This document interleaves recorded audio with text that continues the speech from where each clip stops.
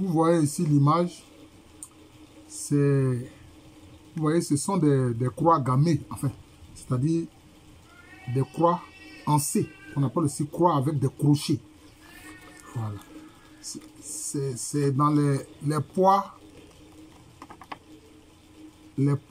à Caen, en fait, qui sont des poids monnaie. Alors vous voyez ici, par exemple, là, cette image-là, hein, c'est ce que les Akans appellent Dengue Brafo, ou bien Denchem Franfou. En langue cuir, c'est Denchem Franfou. En agné, c'est Dengue Brafo. Vous remarquerez qu'en fait, c'est deux crocodiles croisés. Les deux crocodiles ont le même estomac. Ils ont le même estomac. Chacun a sa tête et chacun a sa queue, mais ils ont le même estomac. Voilà.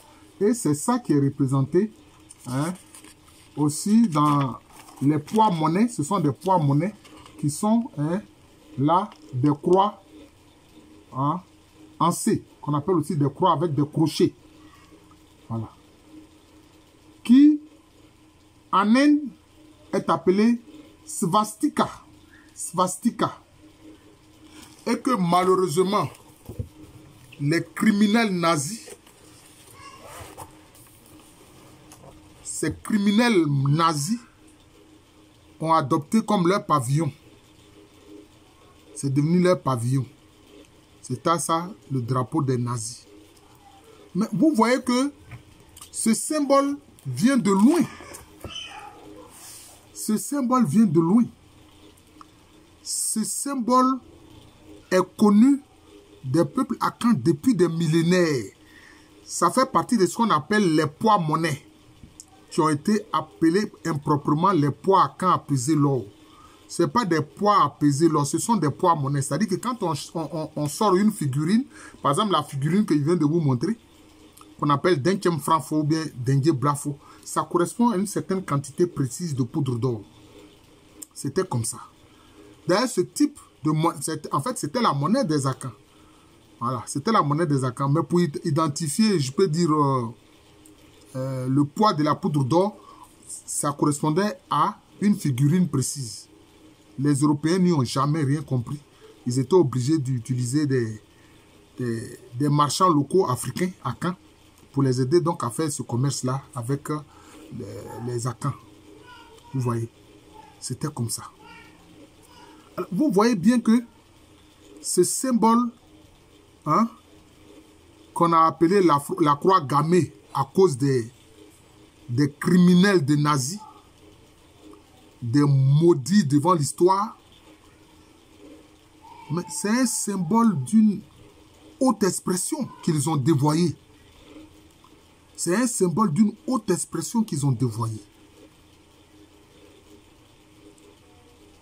Et si les populations de l'Inde connaissent ce symbole-là, que eux ils appellent svastika, c'est dû au fait des Noirs, ce sont les Noirs qui sont partis au sud de l'Inde actuelle. Ceux qui eux-mêmes s'appellent Sidiers, que les autres ont appelés Dravidiens. C'est eux qui ont montré ça aux autres populations de l'Inde, notamment celles qui sont d'origine perse, les Aryas, qui elles se sont surtout installées dans la zone nord. Hein?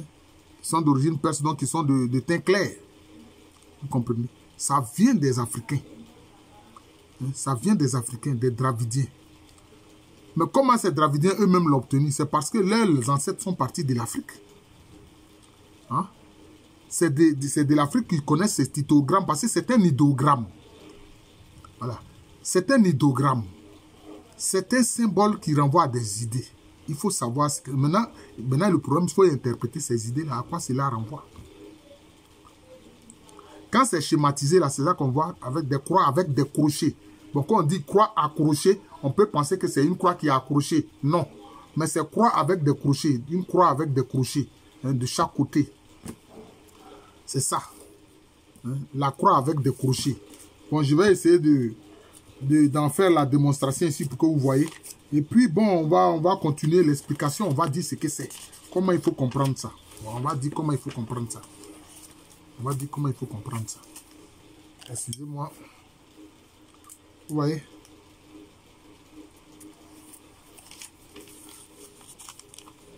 Voilà la croix. Vous voyez la croix? Oh là là, bon, vous voyez non, la croix. Maintenant, si on fait un trait comme ça, c'est un crochet. Si on fait comme ça, c'est un crochet. Vous comprenez?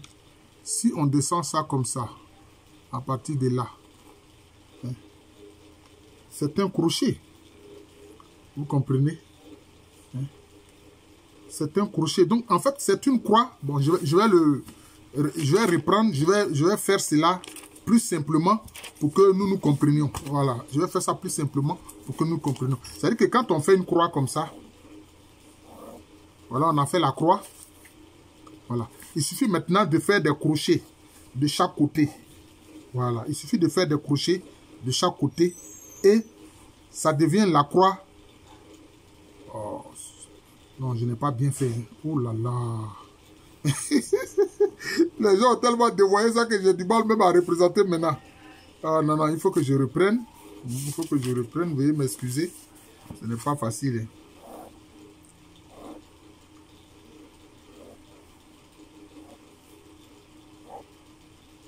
Voilà. Voici ça en fait. Vous voyez. C'est comme si, voilà. Vous voyez. La croix. Voilà la croix. On a fait une croix. Et puis maintenant, au bout, maintenant, on met des crochets.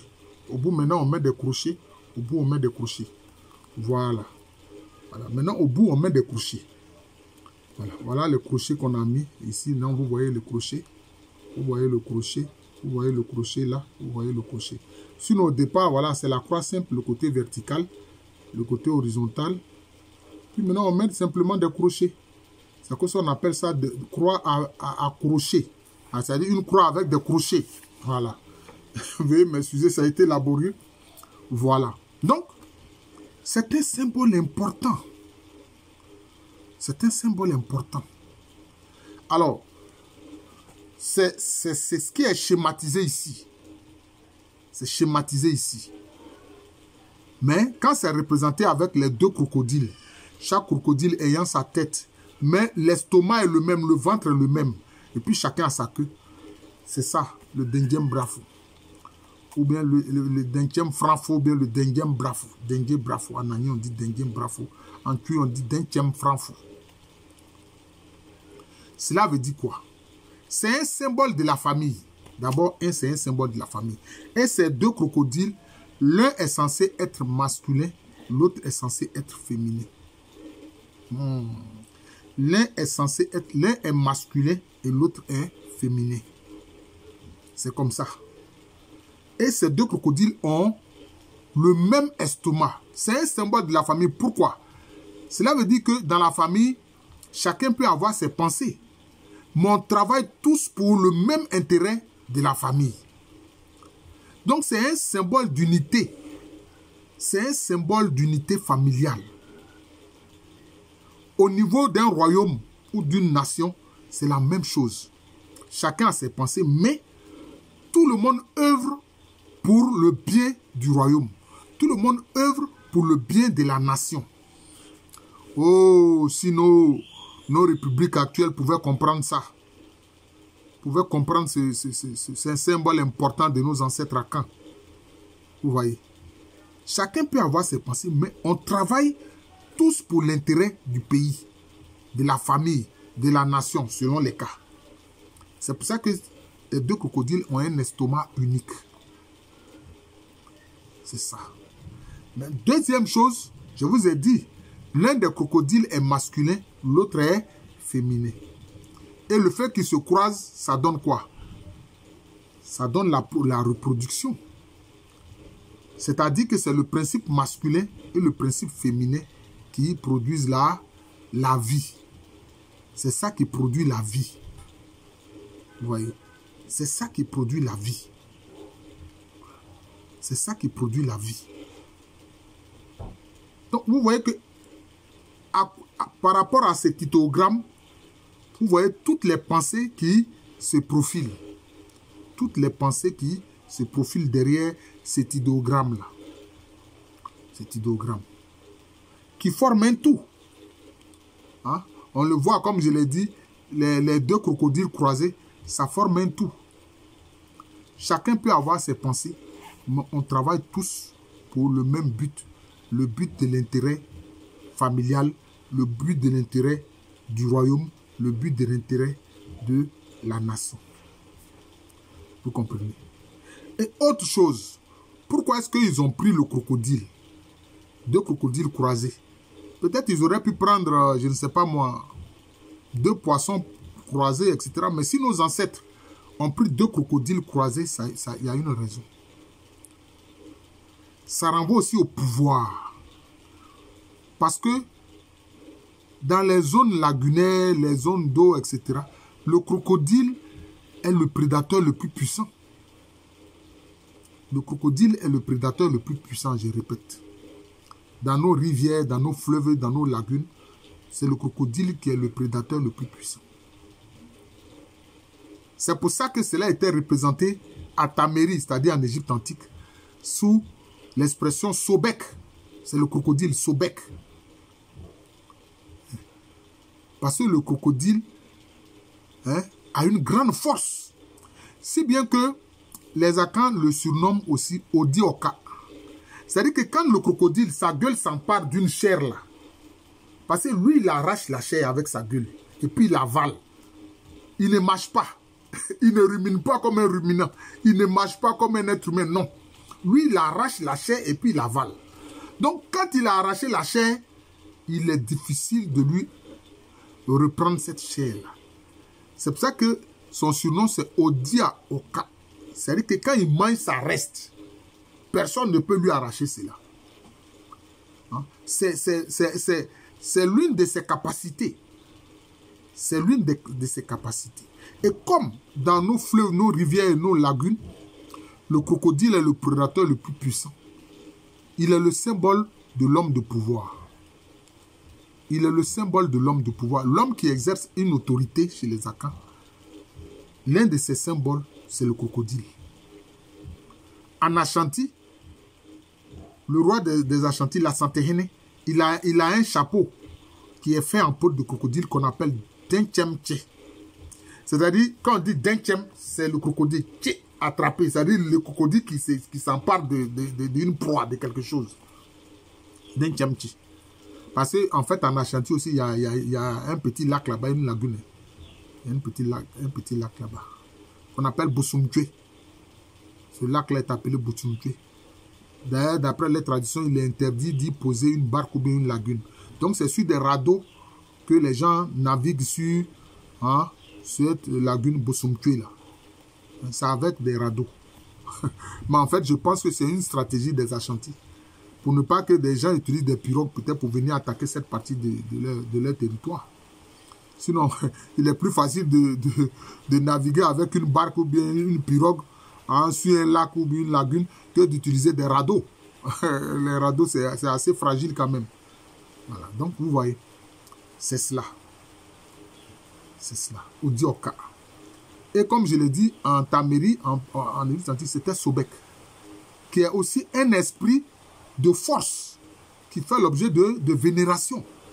Pas d'adoration, mais de vénération. Ça fait deux choses différentes. Voilà. D'ailleurs, je vois Sobek, Bek. Bon, vous voyez, Denchem, bon, en Agné, on dit Elenge. Oui. Mais, le surnom du crocodile, notamment chez les Betibé, ou bien chez les Beti, les Ootile, c'est un peu plus connu sous le nom de Ootile, on l'appelle Bleké. Il est surnommé Bleké. Son surnom aussi, c'est Bleké. Il y a Odi Oka, mais aussi c'est Bleké. Voilà. Et ces Bleké-là, des groupes d'origine Betibé ont pris ce nom. Et les Bleké, c'est eux qui sont venus aussi en pays Achan, chez les Hébreux, et qui sont à Cocody Village. Ils sont parmi les premiers à avoir habité le pays Achan, le pays des Hébreux, si vous voulez. Vous voyez. Donc c'est cela. Et comme vous voyez aussi, ça symbolise aussi l'unité. Parce que alors tout le monde travaille pour le bien de la famille, tout le monde travaille pour le bien du royaume, tout le monde travaille pour le bien de la nation. Donc ça symbolise aussi l'unité. Cette unité qui fait la force. Parce que c'est avec l'unité qu'on est fort. Vous comprenez? Donc voilà, ça n'a pas été facile pour moi de représenter ces choses-là. Voilà, peut-être que, je ne sais pas, peut-être que C'est une question de peut-être utiliser aussi un second appareil pour montrer certaines images. Voilà, c'est possible. On va voir ça. Et donc, c'est ça. C'est ça. Donc, il y a beaucoup comme ça d'idogrammes chez les Akans. Et donc, nous allons faire une série d'enseignements vidéo où nous allons chaque fois prendre un idogramme et puis l'utiliser pour expliquer. Voilà, pour expliquer. Pour expliquer. C'est sur les pagnes Adinkra, les gens portent ça, mais ils ne savent pas ce que ça veut dire. Alors, ils ne savent pas ce que ça veut dire. Les idées auxquelles cela renvoie. C'est ce que je vais essayer de faire humblement. Je suis le professeur Alou Kwame Rumi.